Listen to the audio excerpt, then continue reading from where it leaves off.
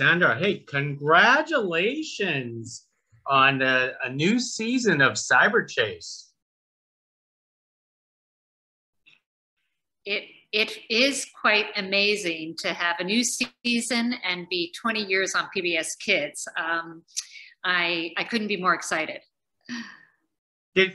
When you first created this show, did you even imagine it was going to last this long? 20 years is a very long time for anything. I did not. I remember back to our early days when we had a pilot, which was more than 20 years ago. And I thought, we've got something special here. It was, I think in many ways ahead of its time. We launched it online back in the day as a webisode leading up to the broadcast. But you'd have to look into a crystal ball. I wished it would be kind of a staple, but it's been an amazing ride and evolution, and I'm thrilled. Yeah, as is the team. Can you recall what sparked you folks to create Cyberchase?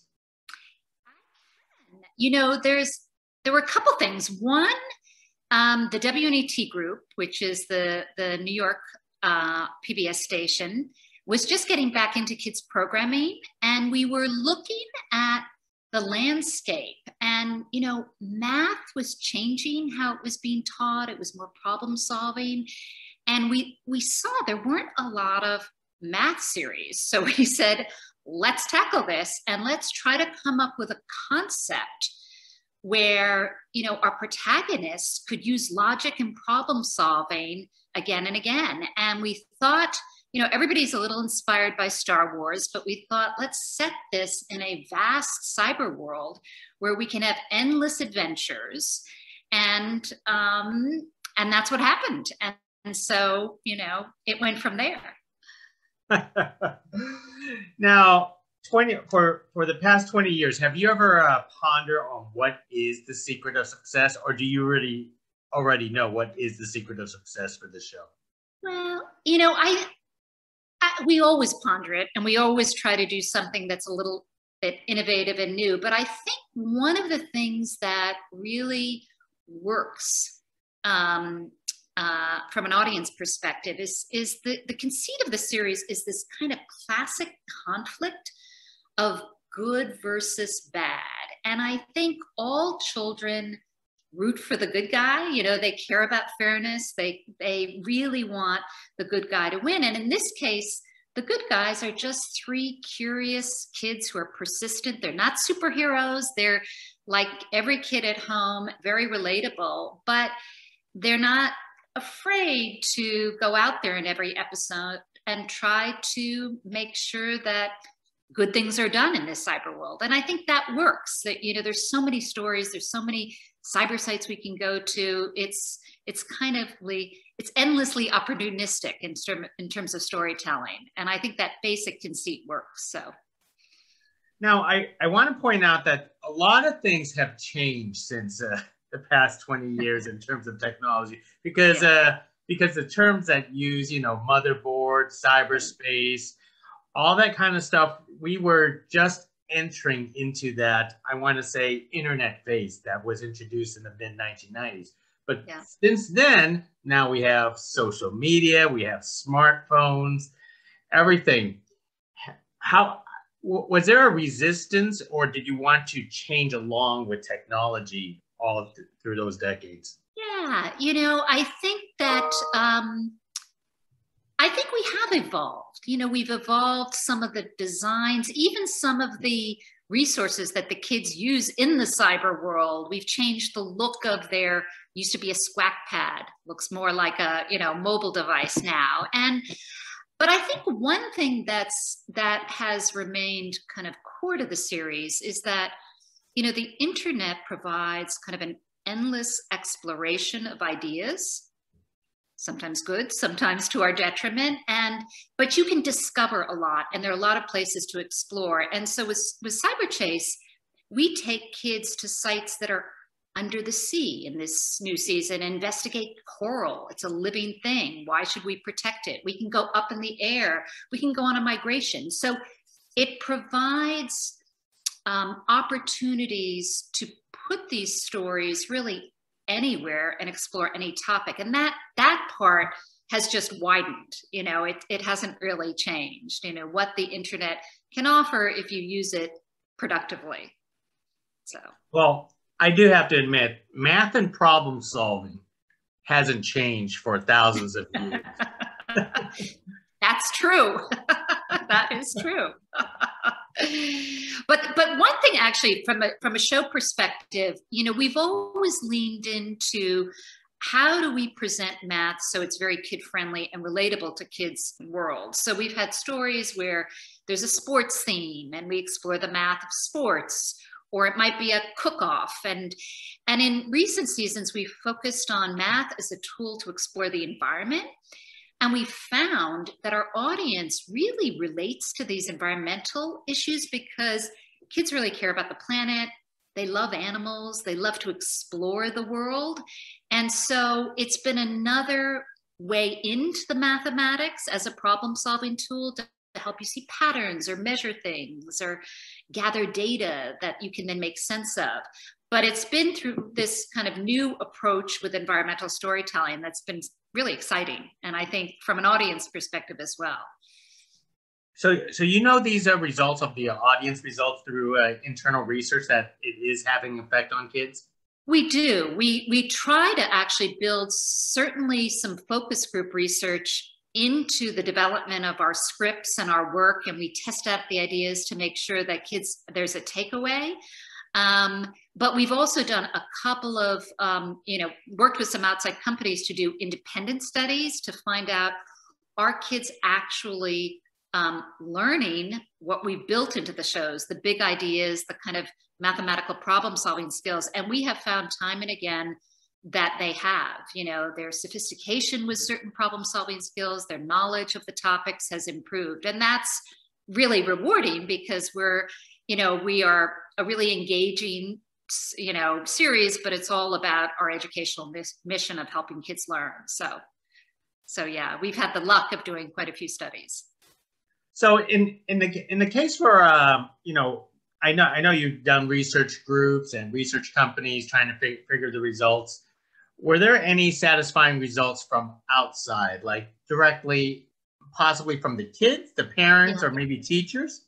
Yeah, we hear often from families or educators. Now we actually hear from kids on social media who've grown up with the show. And some of the messages that we hear consistently is you help through this visual story unlock topics that I was struggling with in school, but by watching your show, sometimes again and again, it helped visually unlock a topic for me. So, and we also hear even from parents that they apply sometimes what they learn in their own lives and they reference the show, which is kind of cool. So we also create for teachers a whole series of resources and materials. We put it on a platform called PBS Learning Media, and we do align what's in the show to what kids are learning in the classroom. So it's a valuable tool, little clips from the show with lesson plans wrapped around it for educators as well. But yeah, it's, and I have to say, when we hear from kids on social media who have literally, they're now in their 20s, grew up on the show, and some of them went on and pursued a STEM career, or, they attribute their early interest in math and science, which is so important to kind of later interest, to engaging with the show, that it made math cool for them. And that's kind of fun. It's great to see them coming back and talking to us on social. Is it difficult for you and your team to keep everything fresh? I mean, we're talking about 13 seasons or 20 years, especially the fact that I want to say younger kids seem to have shorter attention spans, thanks to social media or TikTok, or 10-second stories, that kind of stuff. Is that proving challenging for you? Yeah, Cyberchase is a really complicated show to write. It's a 3-act structure, a 22-minute story. So we're constantly bringing in new writers just to have a fresh perspective. We we really focus on keeping the adventure and the cliff-hanging moments embedded, like at the end of every act, that we try to have a cliffhanger so that the kids continue to come back. And, you know, and we work hard at it. It's, you know, it's not easy to get the formula right. So, you know, we're always bringing in some fresh talent. Although I have to say our head writer has been with us from day one. He came from the Magic School Bus days, and, you know, he brings a tremendous amount of, you know, logic to the show structure, but we've got a lot of fresh talent associated with it as well. So that's great. That sounds terrific. You know, both from teaching lesson and storytelling. I'm curious for you, Sandra. Are you a mathematician or a teacher or something? Well, I have to admit, my mother taught math. She taught me mathematics in high school, if you could imagine, but she taught mathematics for many, many years. And it was a favorite topic of mine. So the fact that I, you know, see it come alive, you know, on a regular basis with the show is actually a treat. I am one of those people who's, I like math. But I have to say, we often hire people on the team and writers who that's not their topic. You know, it's not necessarily the subject they love, and they bring something else to it. So I think mixing it up, so you've got people who are math specialists and people who are just great storytellers is a great combination. So yeah, absolutely. Now, back in 2002, could you tell me about the animation style that you started off with? And because it's obviously, I want to say it has changed. Yeah. Since then. It's interesting. I'll tell you, the original set of characters, you know, back in the day, we wanted it to look a little bit different. And the designer was somebody who was doing some very cool stuff at the time for Cartoon Network, you know, in New Zealand. And we saw his stuff and we said, oh, this person has a rather kind of interesting look. And he designed the world and the characters. But, you know, animation has gone from cell animation to more kind of a digital approach. And so the look has evolved. You know, we've even started to talk about changes to outfits, you know, and modifying, you know, the look of some of our characters. But it definitely has evolved over the years. And obviously we went from standard def to high def. And so there's been an evolution in the look. So, yeah. Now, did this make your job easier as executive producer and director in some of these episodes? You know, what's interesting, because we've always been, you know, absolutely focused on, you know, the episodic core storytelling, but also on the interactive gaming. And it's become quite a bit easier to be able to take assets and move from one to the other, because our games are all narrative games, and they're often giving kids a chance, if they see a migration on a show, okay, now you get to fly with the ducks and experience it through a game. And so, yes, it has made that a bit more seamless in terms of working in both episodic programming as well as interactive gaming, which is a big part of the Cyberchase world, is providing these learning games that, you know, allow kids to apply what they've learned immediately, you know, after the show. So that's amazing. I am not aware of the gaming part. Obviously, I must not be that demographic. Check out Cyberchase on PBS Kids, or Cyberchase on the PBS Kids gaming app. We've got a lot of, you know, some shorter games, some longer games. Recently, we've been designing games that are more accessible to a broader audience. So even if a child might have visual or hearing impairments, you can customize the game experience to work just for you. So it is a big part of our mission because kids learn differently. Some love to watch, and that's a bit more passive. Some love to play games. And so we want to have kind of multiple entry points for any kid out there. Now, one of the most amazing things that is that there is certain consistency throughout since the beginning, since 2002. And one of the biggest consistency is Christopher Lloyd and Gilbert Gottfried. I mean, a lot of like longtime animations, they, you know, some characters have changed voice actors. Yeah. How do you guys? Well, I give credit to the performances. You know, I've had the great pleasure of, being in the booth, meaning outside the booth with Christopher Lloyd on a number of times when he's recorded for the series. And what's amazing to me, I mean, he's a brilliant performer. He's such a lovely person. I think he also cares that he's doing something for kids. You know, he doesn't have any, you know, children of his own. He's got nieces and nephews, but he loves the fact that this is an educational series. And he transforms. When he goes into the booth, he acts out the hacker. You know, it's actually fun to even show his movements to the storyboard artist because he really lives the part. And it happens instantly, you know, and limited takes because he just gets it. And, you know, we feel so lucky to have had him, you know, be with us since the very beginning. It's pretty amazing. So we're very thankful about that. Yeah. That is amazing. As I've checked out a few episodes, one of the things that's amazing is the diversity of characters, especially the kids. Was that a decision just right off the bat at the beginning? It was a decision from the beginning to have a diverse cast. And one of the things that we built into our characters, in addition to the diversity of their backgrounds, they have diverse approaches to solving problems, because not every kid solves a problem the same way. Some kids with math, they need to manipulate objects to count. Others kind of do a little bit more in their brains. So we apply different learning styles and approaches and brought that diversity to our characters.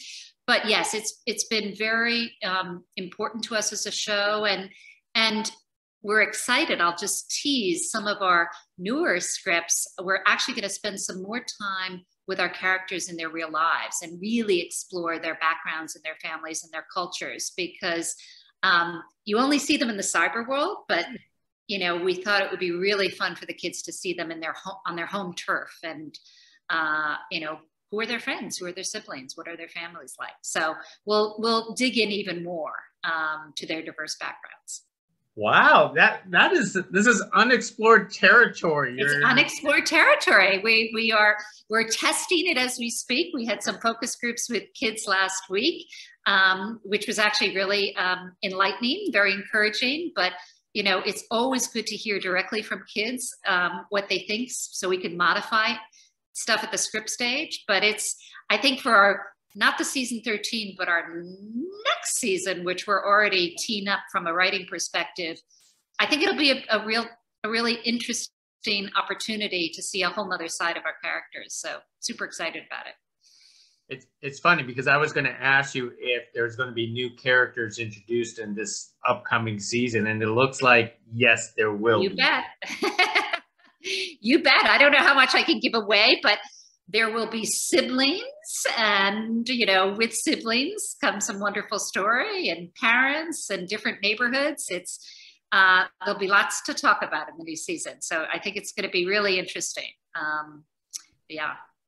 But just to reassure, the core of, you know, Motherboard and Hacker and is Dr. not going away. No. All of those folks are still going to be. They're still going to be around. They're still going to be around. Yes, you know, we figured a way to keep Hacker at bay, but he's still out there, so he's still creating a little chaos. So our squad needs to be around to, you know, help solve a few more problems. So yeah. So how many episodes are we going for this season? So we've got 10 new episodes, with the first batch launching February 25th on the PBS KIDS app on linear broadcast. And in the spring, we kind of roll them out on a staggered basis. And this spring we'll have a couple more episodes and an Arbor Day special. We've got a great episode on trees, which all kids love. So yeah. This is exciting. And one more thing, Sandra, you know, doing this for 20 years, and I know a lot of TV shows, when they have, you know, these series for such a long time, they always imagine themselves in a movie down the road. But you never, I mean, after 20 years, it doesn't seem like you ever that's such a great question. You know, I worked for many years on a couple of series that were on PBS at the time, Thomas and Friends and Angelina. And, you know, certainly there was, you know, we haven't gone there yet, but you're planting a good seed. I love that idea. We've done some specials though. We call them our, you know, our 60-minute specials. They're movie-like. So we've touched upon the longer specials, but I like that thought. Well, glad to contribute down the road just by planting a seed.